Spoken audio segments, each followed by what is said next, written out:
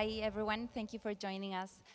This conversation is about innovation in emerging markets through the lens of Martín Migoya. He's CEO and co-founder of Globant. For those of you that aren't entirely familiarized with the company, this is a software development firm born in Argentina in 2003. Today, it has 30,000 employees across more than 30 countries. It has worked with prominent clients such as Google and Disney, and it was the first Latin America tech company to list in the New York Stock Exchange in 2014. I would like to start off, Martin, by asking you, in a world where fewer startups are becoming unicorns, company with a market valuation of over 1 billion, what's the potential of the emerging economies within APEC? Well, Valentina, thank you so much for the question and for this opportunity, and thank you for the APEC organization to inviting me and all the team. So thank you. Listen, Latin America and some of the emerging countries in Latin America that belongs to the organization has had a pretty central role in the development of these new unicorns. Mm-hmm. Many of the founders, let's say, for example, Nubank, or well, in the case of Globant and Mercado Libre, two of the unicorns that are born in Argentina we are born in Argentina, but some others are born in Colombia or some other countries. So the entrepreneurial ecosystem in Latin America became in the last 20 years much stronger than before. So the probabilities of creating unicorns or getting great companies out of that environment is much more probable. Now, I would say that is together with the strength of some of the economies. And although we have had in many of the countries back and forth in terms of political questions, in many cases, and Argentina is an exception of that, but in many cases, central bankers behave in a pretty consistent way and create economies that has been growing and flourishing in pretty much every single country. So that's interesting to know, because sometimes we talk and we complain about all the political situations, so on and so forth, but it's much more important to see sometimes how the currencies and how the macroeconomic environments are developing so those entrepreneurs can flourish. What I would say is that when that macroeconomic environment is not present, then it's much more difficult for entrepreneurs to create value and to create those kind of unicorns or big startups. And the other thing that is happening that is very interesting in these countries that you were mentioning is that for the first time, starting a company is not about a lifestyle business to maintain the quality of life of a family, but it's about creating companies that are and has a much larger impact in the society. So I'm seeing this through Endeavor, an organization that helps entrepreneurs all through Latin America, but indeed it's all throughout the world. But in Endeavor, we're seeing that phenomenon of much more young people starting companies with the long-term vision of create a big impact in their countries or communities. So this is encouraging. So I'm very optimistic about the future of entrepreneurship in the countries of Latin America. Yeah, you touched on politics. I wanted to ask you, what's the importance what's the importance of public policy for fostering innovation, and is there any specific example that comes to mind? You may argue, okay, you may say, okay, if there's less regulation and more freedom, then entrepreneurs can flourish faster, right? On the other hand, when there's more regulation, it's more difficult for entrepreneurs to flourish, more difficult for them to create more jobs. My take on that is that all those things are things that entrepreneurs need to live with, right? And we need to work either if we have those regulations or we don't. The most important part for an entrepreneur to be successful is the macroeconomic environment. If there's no macroeconomic environment, or there's like what happened in Argentina that created a big toll on entrepreneurship in terms of inflation, now it's coming back, thanks God. But that thing created a dent or created a big impact on entrepreneurs, on how they develop. So I would foster, okay, we can deregulate, and this is very important. We can create a much better, freer environment for entrepreneurs. But the most important part is to have a solid economy with low inflation that can create the framework for entrepreneurs to develop. Yeah. Going into your home country, Argentina, I know you're optimistic about President Javier Milei's fiscal discipline plan and structural reforms. In practice, how can this reshape the plans of Globant in Argentina specifically?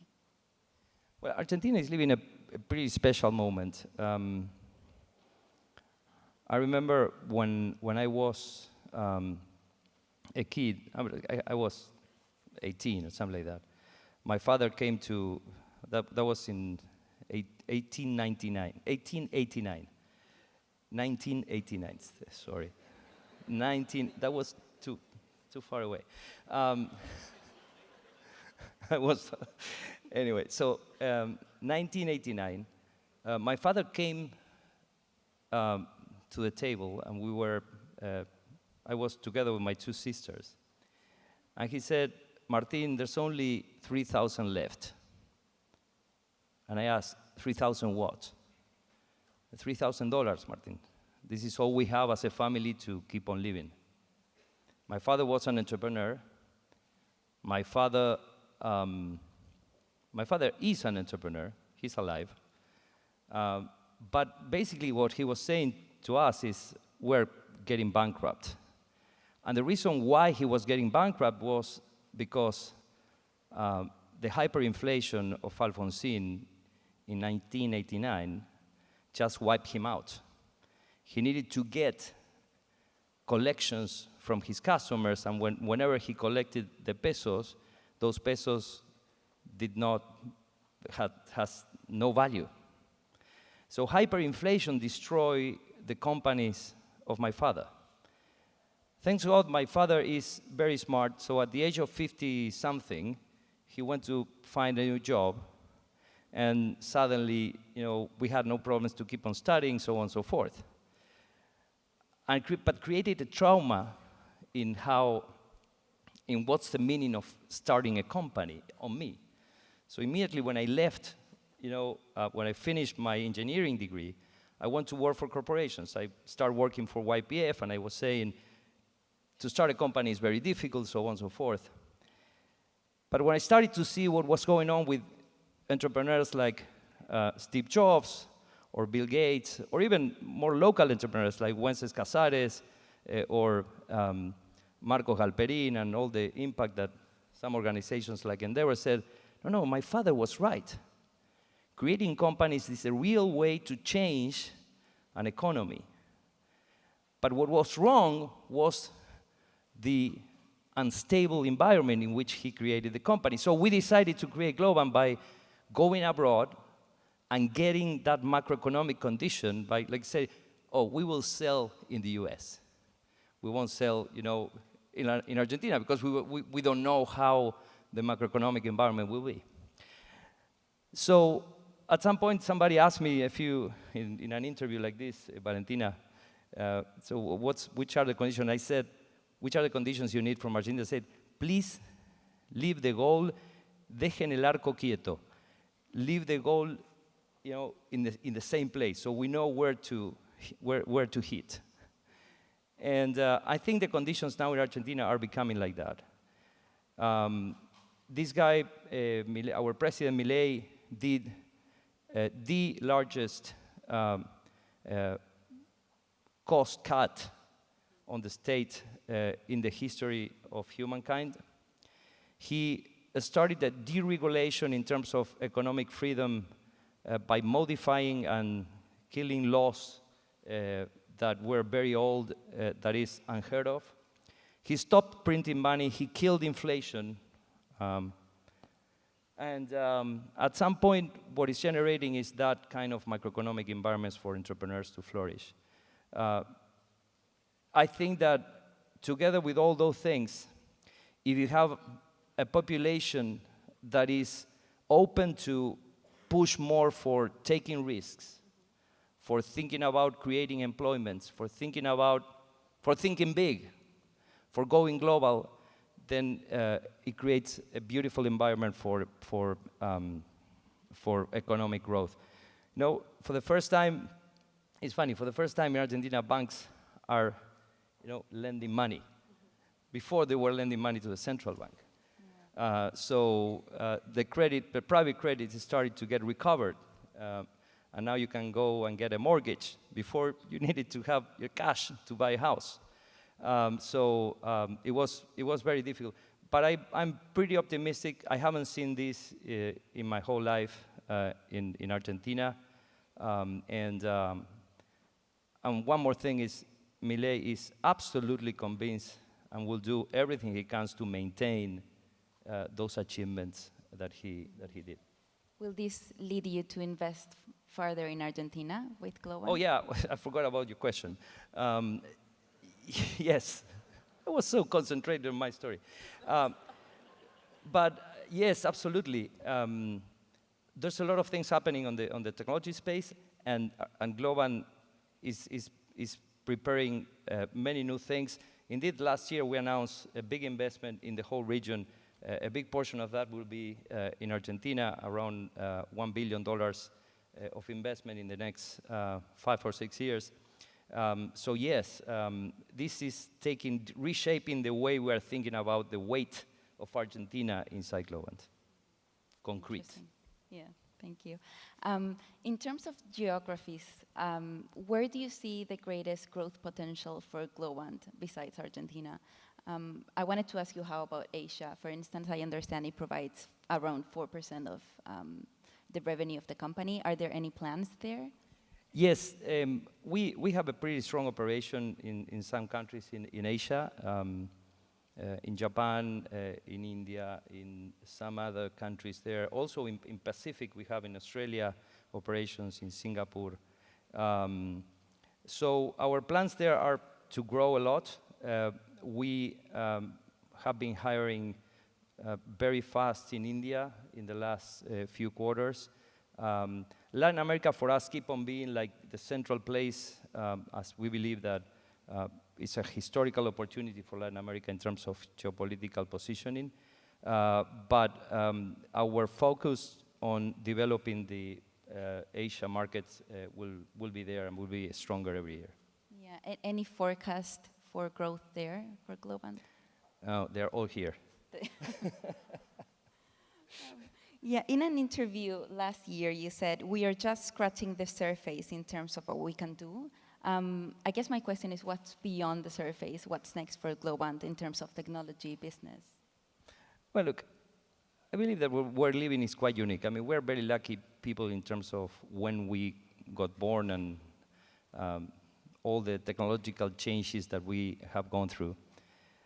What's going on right now with all the artificial intelligence things and how this will reshape the future of every single company is quite interesting and resembles me to what happened when the internet got created, but even more is when the smartphones got created. And why I'm saying this, you know, everybody has a smartphone today here, right? And but before was not the case. Suddenly, you guys move your traffic from the web pages to the smartphones, right? Companies realized that change and said, oh wow, now we should not keep on maintaining all web pages, but we should go into mobile apps to be able to capture the traffic that where people is going. So in 2007, when the smartphone, the first iPhone got released, companies started to develop big digital transformation programs to be able to cope with that traffic that was going into the mobile phones. And those massive transformation programs happen in companies like Disney, like, they needed to invest $2 billion. They decided, instead of creating a new attraction on their parks, they decided to do a new technological experience for their guests on their parks, resorts, cruise lines, and hotels. And that digital transformation program lasts for many, many years. And it's still going. But it was first the people adopting the technology and then companies following. So now what's going on is exactly the same.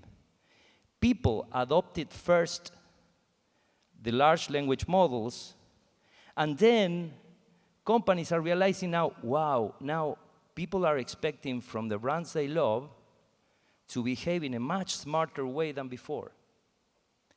And that new way of behaving, that means interacting with my consumers in a much smarter way, needs to happen.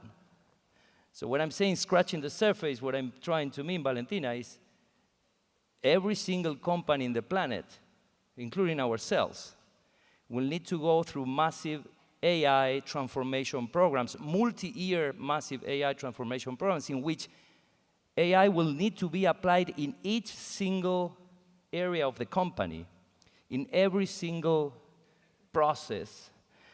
And many new things will happen. So for example, let me give you a quick example. Let's say you have a retailer and you're selling online.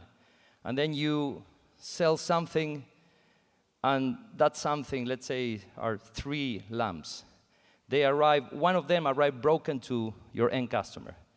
So that customer is, right now, they need to call kind of a call center, and then someone will tell them, okay, partial refund, total refund, or partial return, total return.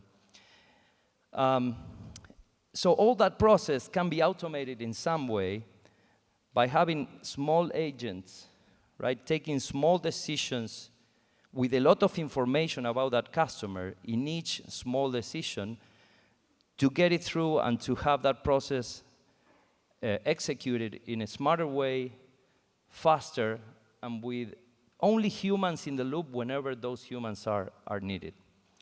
So I talked about one process in one industry. Now multiply that times every single process in the company times every single industry. And that's the size of the opportunity that we are seeing. So for doing so, there's a good news that doing demos and social media on AI is very sexy and very easy. But then taking those same applications to enterprise class is a totally different game. So there's a lot of things and platforms and technologies that are being created to accelerate those kind of processes, but in any case, it will be a massive transformation going on. I read some studies about these things changing or adding $1.5 trillion in the next 7 years to the economy, to the global economy, just because of the efficiencies and the things that can be done. So if that is not scratching the surface, what it is? Thank you, Martin. In practice, how is Globant preparing to be at the forefront of AI, considering the highly competitive environment? Well, look, we were very lucky 10 years ago, and you can check it on each of my earnings calls as a public CEO. I've been talking about AI. And one day, I remember I called 100% of our people, and I said, listen, I want every single Glober, from the most sophisticated engineer to the less, to the youngest trainee, to learn about AI 10 years ago. And the reason why is because we want to use it for ourselves, and we want to also help our customers to make it. And when we started to talking about that, hundreds of projects started to flow. Like start using AI for recruiting, started using AI for staffing. I mean, one of the things we have in Globant is we have thousands of projects, and then we have tens of thousands of people, and then we need to match those two things. How you do that? Well, by knowing what each person does, or with the help of AI. So we have been using AI for that. We have been using AI to accelerate the way we code. By the way, we got a patent in 2020 of the same technology that now is using Copilot, right? We had less money than Microsoft, so we were not able to do it, but this is how advanced Globant has been in the development of these technologies. Now we are using AI for changing experiences. We just, as you know, Valentina, we're very, very strong on sports, and we're now the technology partner for Formula One. We're the technology partner of La Liga of football in Spain. We're the technology partner of FIFA. And also we're the technology partner of LA Clippers. LA Clippers is a basketball team in Los Angeles, owned by Steve Ballmer, one of the CEOs of Microsoft. And Steve decided to build a new stadium called Intuit Dome. And inside the Intuit Dome, he said, as a premise, I don't want any friction. And what's the meaning of that? Basically, that we needed to have and to use AI for pretty much everything. So the final product, which is already live, and I invite you to go whenever you can to the Intuit Dome, is the most sophisticated technological experience that you will live in any live event. You go through security and you just don't realize, and you did security. You just walk through the entrance, and there's cameras watching your face and deciding if, and checking if you have the entrance or not, and popping up whenever you don't have the entrance to take you out to a separate lane to buy one. On the stores, inside the venue, you can go through, you walk in, you just grab your water or your Coke or your popcorns, and you just leave the store, and it goes and it appears on your, and it gets charged on your app. When you sit down on your seat, the seat has a seating detector to be able to give you awards to sit on time for the start of the game. It has 4 buttons to interact. Some screens over there are showing you content that is only for you. Well, that experience is deeply affected by everything that we can do and is happening on the AI space. So I think Globant is very well prepared for that. But to your point, not talking about AI and the things that are happening and the transformational power it has would be absolutely odd. So we must be there. Yeah. And going into some of the challenges you're facing to develop AI, can you talk a little bit about that, challenges and obstacles in the countries you operate? Well, I think the main thing we need to be concerned about is regulations. And I have been a big advocate against regulating because we still don't know. I have seen 2 very, I would say, interesting cases: the regulation of AI in Europe that is causing a lot of problems on many of the European startups on the AI space. And the governor of California needed to vet one law on regulating AI. I think it's kind of an intuitive thing from lawmakers to go and regulate something, even when they don't know which is the reach of those things. So I think one thing we need to pay attention for Latin America and for the countries in which we operate is to try to avoid it until we really understand which are the effects. Otherwise, we'll be killing, initiatives, we're killing innovation. Yeah. Because it will go to other places in which those things, and so we have the opportunity to let those startups to flourish without any regulation, and then have a much deeper understanding whenever we need to do something on the regulatory space. But I think it's too early. I think this technology is only a year and a half. I mean, it's much older than that, but it has flourished, and everybody understood what we're talking about since a year and a half ago, since OpenAI released ChatGPT. But I think that the major hurdle, for example, for the startups in Europe has been the European Union law regulating that. Yeah.